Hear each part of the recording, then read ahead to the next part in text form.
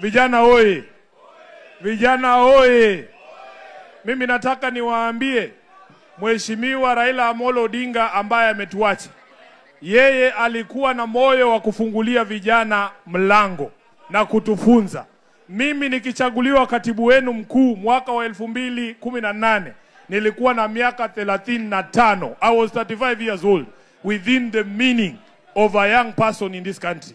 Nataka niseme baba, mahali umeenda, Mungu akuweke mahali pema peponi, lakini sisi ambao tunajiita vijana wako na wanafunzi wako tutazidi kusukuma sera za chama cha ODM.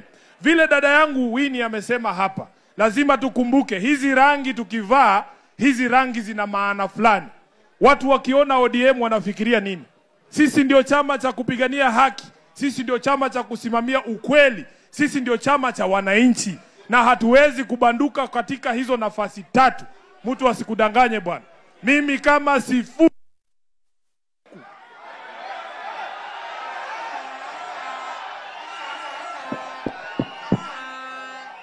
niendelee nisiendelee, ndio naanza washaingia baridi, waambie watulie, si ndio? Leo tutaambiana maneno hapa. Nataka niseme mimi kama Sifuna ni mwanafunzi wa Mheshimiwa Raila Odinga. Ukivaa hii kofia ambaye imeandikwa ODM, ukumbuke yale maadili ambaye baba alikuwa anasimamia. Mheshimiwa Winnie Odinga, wengi wanasema mambo ambaye waliambiwa na baba wakiwa peke yao. Kila mtu anasema hiyo, na najua hatuwezi kusikizana ni nini baba alituambia tukiwa peke yetu. Na situfuate ile alisema tukiwa wote basi. Situfuate ile alisema tukiwa wote basi. Baba alituambia tukiwa wote ya kwamba we must keep the identity of this party called ODM as a separate entity from any other. Unapovaa hizi kofia, ukumbuke miaka 20 ambayo imepita, ni watu wangapi wameuawa kwa sababu ya kusimama na baba na kusimama na haki.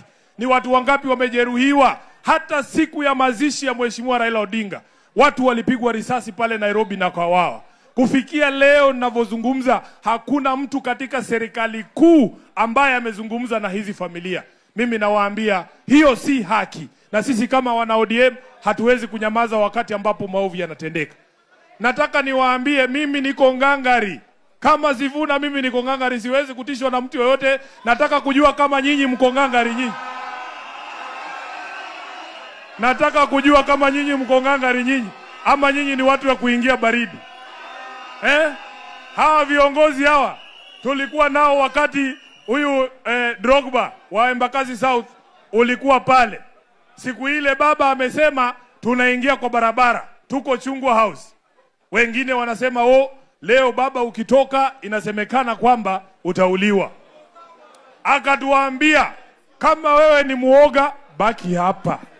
Lakini sisi tunaenda wapi? Kwa barabara. Tulikuwa Embakasi South na nyinyi pale Kware wakati walijaribu kuua baba. Wanafikiria tumesahau. Wanafikiria tumesahau baba alituonyesha risasi walipiga kwa gari yake. Mumesahau nyinyi? Mumesahau nyinyi? Sasa nataka niwaambie wana ODM, mukae ngumu. Kama kitu ni mbaya, baba alikuwa anasema ni mbaya. Na kama nyinyi ndio chama cha wananchi, wananchi hawezi kuumia alafu nyinyi mnasema mambo iko sawa. Haiwezekani. Haitawezekana. Mimi nataka niwaambie, mimi tu. Ai bwana, afadhali waniue. Afadhali waniue.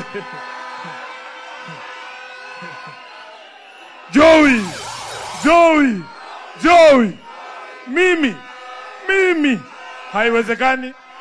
Lazima tutaambiana ukweli. Kama mambo haiendi sawa, lazima tuseme mambo haiendi sawa. Na nataka niwaambie, kuna watu wanasema ati ndani ya ODM hakuna mtu anaweza simama urais.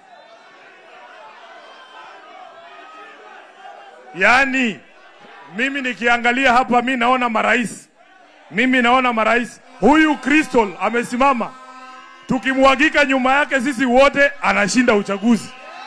Wewe Drogba, wewe kutoka Embakasi South, hii jeshi yote kisimama nyuma yako unashinda uchaguzi. Nataka wananchi, wanachama wa ODM, murudi kwa ile nguvu tulikuwa nayo bwana. Siku hizi tunakaa ni kama watu ya kuomba. Unaomba nini? Haki yako ni haki yako bwana. Mtu akupee ama akuue, hakuna tofauti hapo. Kama hatuwezi pata haki yetu, hatutaomba haki yetu. So nataka niwashukuru sana nyinyi wanachama, haswa vijana. Kila siku baba alikuwa anaenda kwa barabara kuandamana kwa ajili ya haki za wanadamu na binadamu wa Kenya, mlikuwa mnajitokeza. Nataka kuwaambia msichoke, msichoke, sawa sawa. So kwa hayo mengi, nataka nimkaribishe ndugu yangu hapa ambaye ni senator wa kaunti ya Vihiga na deputy party leader wa chama cha ODM, Mheshimiwa Godfrey Osotsi.